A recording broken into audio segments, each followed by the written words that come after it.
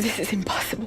ये movie cat नाम की एक जवान औरत से शुरू होती है जो जल्दी जल्दी अपना सामान समेट रही होती है और फिर वो रुक कर सोचने लगती है कि उसे जाना चाहिए कि नहीं। फिर आखिर वो जाने का फैसला करके अपनी गाड़ी में निकल पड़ती है और घर की चाबी वहीं छोड़ जाती है। ड्राइविंग के दौरान किट को ऑफिस से बार बार कॉल आती है तो वो अपनी गाड़ी की स्पीड और ज्यादा बढ़ा ले। किट को अपनी जिंदगी में जल्द से जल्द तरक्की करने की ख्वाहिश होती है, इसलिए वो इस प्रोजेक्ट में पिछले 5 सालों से दिन रात मेहनत कर रही होती है। वो अपने बॉस से कहती है कि चाहे मेरी जिंदगी में जितनी मुश्किलात है मैं इस प्रोजेक्ट को मुकम्मल करके ही रहूं। ये बोलकर कैट काफी पीने लगती है तो काफी कप उसके हाथ से फिसलकर सीट पर गिर जाता है। वो उसे उठाने के लिए जैसे ही झुक जाती है तो अचानक से जैसे सारी हकीकत ही बदल जाती है। वो अब खुद को बुरी तरह झुलसा हुआ एक घने जंगल में पाती है और अपने बदन पे जख्मों को देखकर परेशान होती है। सोचने लगती है कि आखिर ये सब हुआ कैसे। वो अपनी सारी यादाश्त खो बैठती है। सहमी हालत में कैट हकीकत जाने की कोशिश कर रही होती है कि अचानक किसी के आने की आहट महसूस करती है और मुड़कर देखती है कि एक अजीब सा शख्स अपनी पूरी शरीर पर हिफाजती लिबास पहने